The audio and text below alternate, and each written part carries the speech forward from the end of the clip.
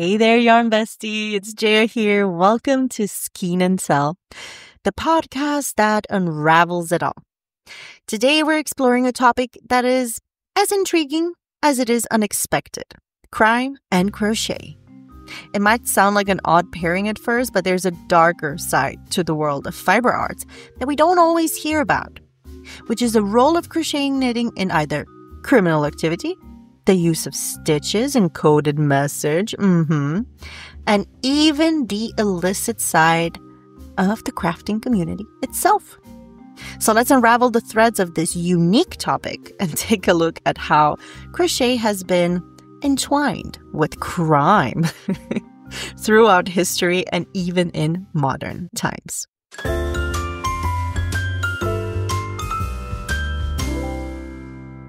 Now, before we get into modern-day yarn-related mischief, let's take a journey back in time and look at how crochet and knitting were sometimes used for far more than just creating cozy garments. Now, these crafts have long been linked to coded messages, secret societies, and even criminal activities. So let's start with the first one, the coded messages.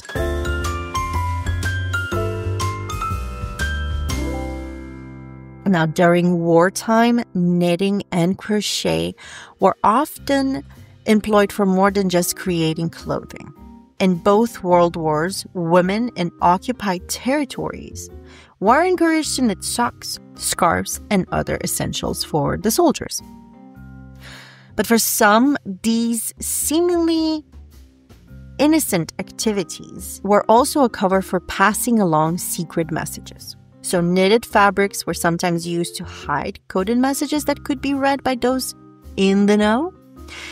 And things like the loops or the patterns of the stitches often served as, a subtle hidden marker to communicate with resistant groups.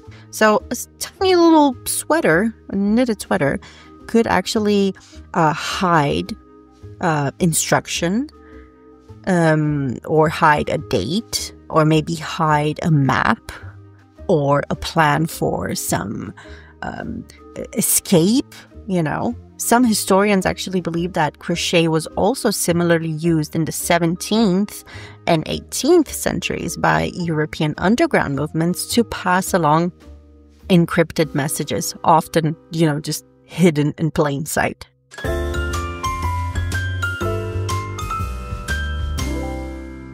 And fast forward to the 19th century, the yarn arts became intertwined with clandestine groups.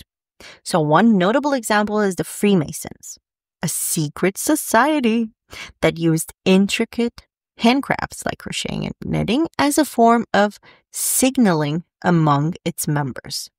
So crafting projects became coded symbols of loyalty, sometimes including hidden messages embedded in the patterns. The practice wasn't just about the decoration. It had a really, really serious significance that was super hidden. Ooh. Some women who were married to Freemasons, for example, might use crochet to pass on information regarding meetings or locations or secret symbols in the form of simple, sweet little stitchwork or motifs.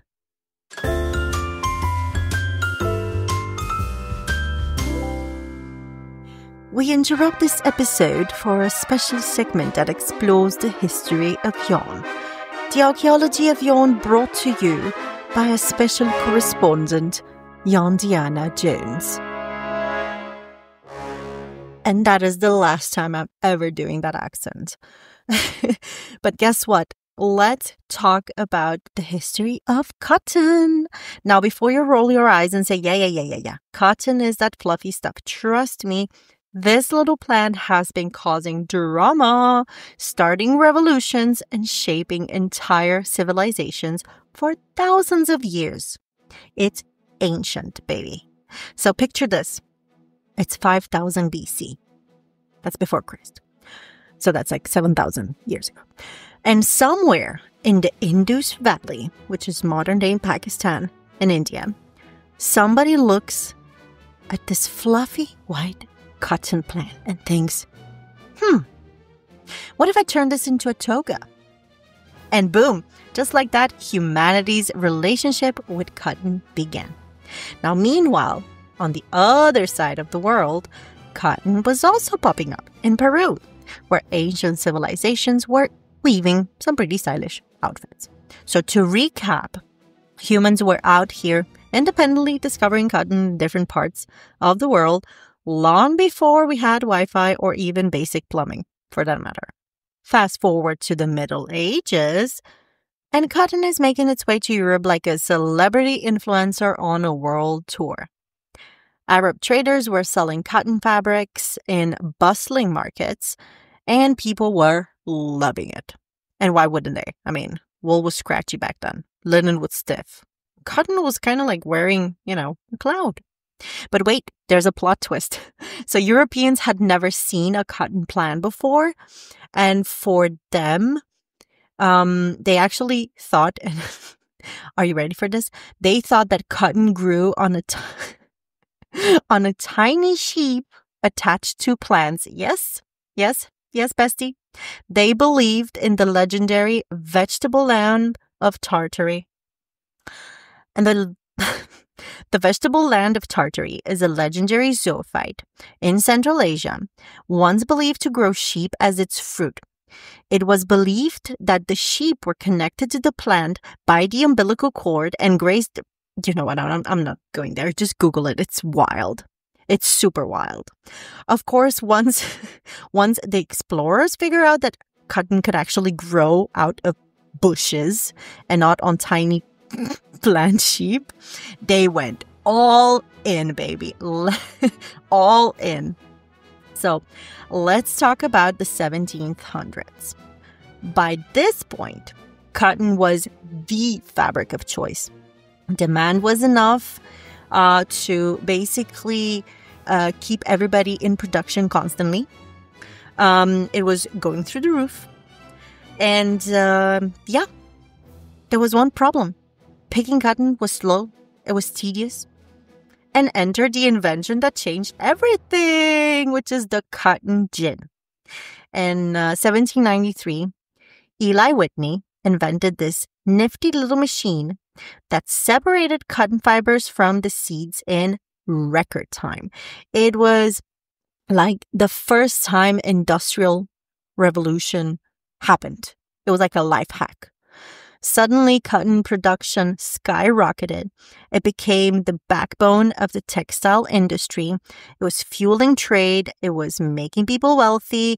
And unfortunately, it also brought one of the darkest parts of history, the transatlantic slave trade. Now, cotton plantations in the American South depended on enslaved labor, and this period remains one of the most painful chapters in human history. It's impossible to talk about cotton without acknowledging the suffering that came with its mass production. And now the cotton industry made fortunes for many at a super heartbreaking human cost. And this part of the history, well, it needs to be remembered, so I had to put it in there. Sorry to make this little segment a little sad at this point. But the story doesn't end here. After the abolition of slavery and the rise of industrialization, cotton became the foundation of the modern textile industry. So factories in England, factories in the US and beyond were just chumming out fabric at light speed. Zoom, let's go. Fast forward to today, cotton is a very big deal. Your t-shirts, cotton. Your bed sheets, probably cotton. That pair of sweatpants you refuse to throw out, cotton as well. Most of our stash, cotton. But now we are, we're getting different kinds of cotton. We're getting organic cotton. We're getting recycled cotton and even lab-grown cotton. So scientists are even working on ways to make cotton farming more sustainable because, fun fact, cotton actually needs a lot of water to grow, like a lot. So researchers are figuring out how to grow it with less water and maybe with fewer pesticides as well. So And get this, some scientists are even experimenting with genetically modified cotton that glows in the dark. Is it necessary? Probably not. Is it awesome? I would think so. So next time you put on a soft cotton t-shirt or you're getting ready to crochet a very, very cute, adorable amigurumi, just remember that this fabric has been around for over 7,000 years and has caused revolution, shaped economies, and at one point had people convinced that tiny sheep grew on trees. And that, my friends, is the story of cotton, history's fluffiest empire. Moving on.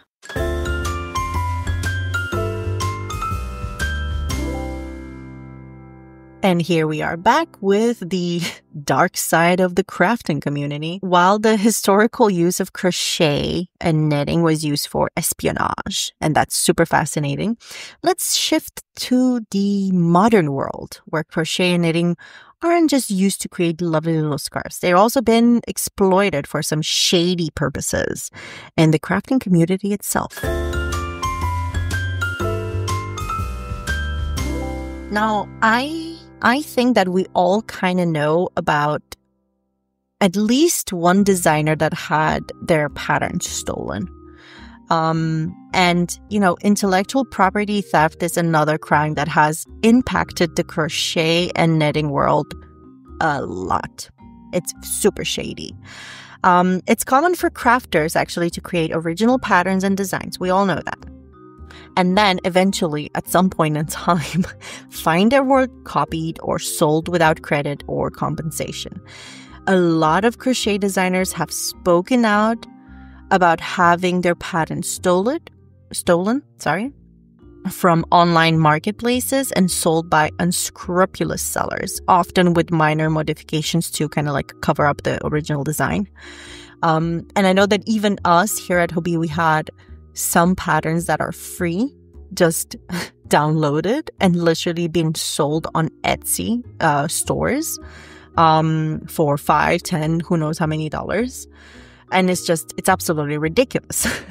In some cases, designers have found their work plagiarized and marketed as original designs, leading to a lot of legal disputes over copyright infringements.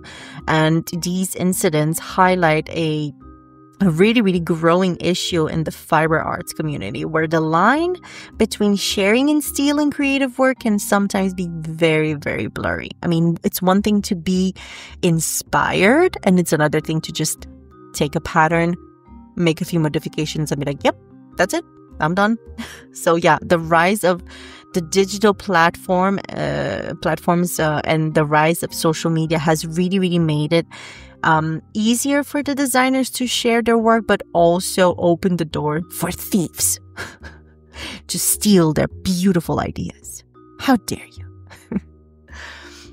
And now let's take a look at a more direct connection between crime and crochet. A real-life case that shows how these arts can be involved in some shady criminal activities. So, here's the case of the knitting convict, or the story of the prison knitters. Okay, you ready? In recent years, there have been reports of prisoners using knitting and crocheting as a way to smuggle contraband into prison.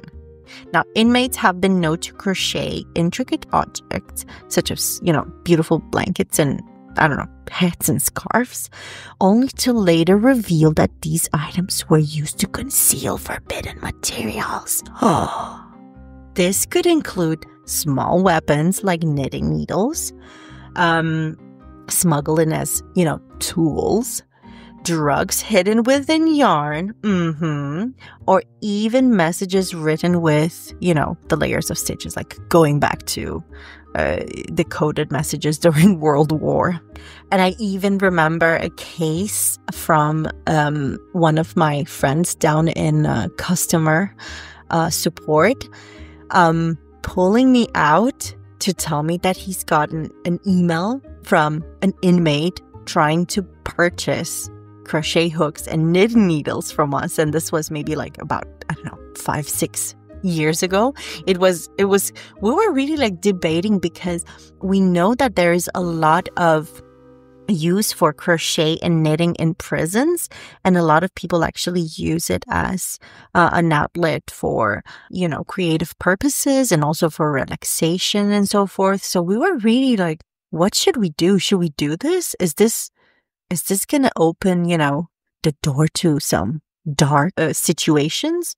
I know that guards in some prisons have reported the discovery of cleverly hidden items embedded in, crochet goods and in yarns and so forth, highlighting that these things can actually be manipulated for darker purposes. So, yeah.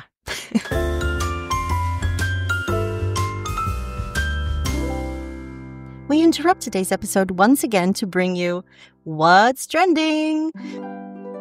Buckle up, bestie, because we're diving into the hottest, craziest, and sometimes strangest trends sweeping the yarn world right now. So here's What's Trending. Now, forget perfect stitches, forget meticulously planned project. Oh my God, if some of our besties would hear this, we'd be in trouble. But here's the thing. There's a new style taking over, and that style is called goblin core. That's right, goblin core. It is basically knitting and crocheting in full pureness and full chaotic creativity and yarn gremlin energy, basically. So what I could find from my research, it looks like goblin core involves a lot of oversized sweaters, projects with deliberate holes and uneven drop stitches, and they have a recurrent theme where they use an earthy color palette, and basically it's all about the embracement of the ugly parts of nature, so thistles and pine cones and toads, frogs, rats and mice and rotting forests and all that kind of stuff. I actually find them quite charming.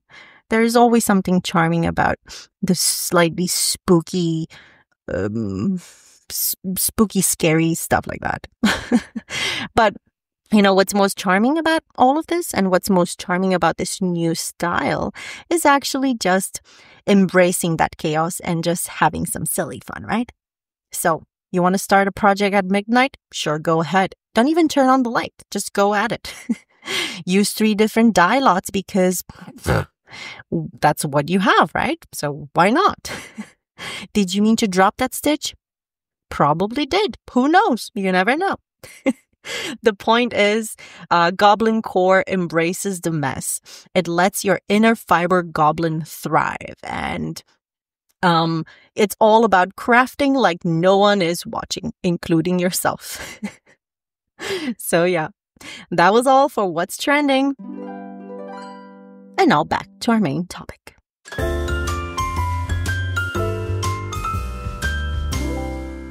And moving more into the digital age, we have also to address the dark side of the internet and how it's impacting crochet and knitting and our community, because the dark web, notorious for illegal activities, has become a platform for some serious criminal activity within the crafting community.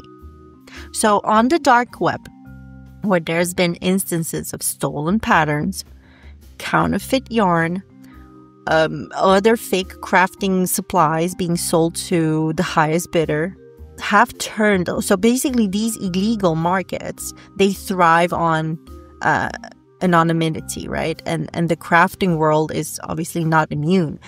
But these instances of stolen patterns or counterfeit patterns or stolen intellectual properties, even illegally sourced yarns, they're often linked to exploitative or unsustainable labor practices. And some sellers have been found offering digital files of crochet patterns to sell them. And there's just simply copies that they've made of, one bought pattern, but they're selling it for cheaper, for instance, right? So, or they're selling it as a pack. So just think about your favorite designer, and maybe they released, I don't know, 50 patterns or 100 patterns, and then suddenly you just find all of the patterns bundle up basically in a zip file for $2, or $5, or who knows. So not only this obviously infringes on copyright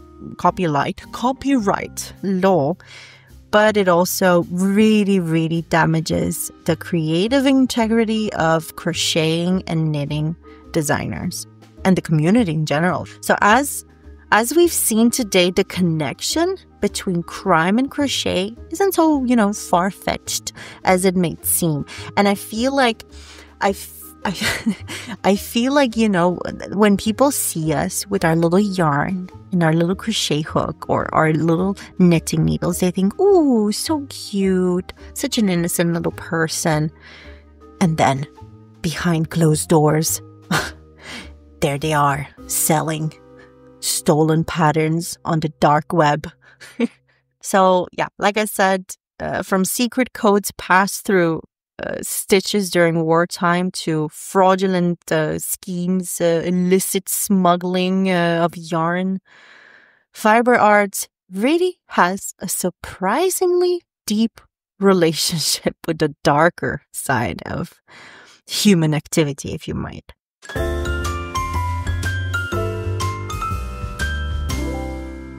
So, however, for every shady deal or hidden message, there are countless stories of crochet and knitting as a force of good. Don't let this episode put you down. We are definitely creating a community. We're offering, comfort and spreading creativity. So, yeah. Thank you for joining me in unraveling the dark side of knitting, crochet and crime. While it might seem like a heavy topic, I hope it sparked your curiosity about the unexpected connections between crime and fiber arts. And if you've enjoyed this episode, don't forget to leave a little review, maybe share it with your crafty friends, and subscribe for more intriguing stories from the world of yarn. All right, until next time, keep your stitches tight, but your secrets tighter. Okay, love you, bestie. Bye!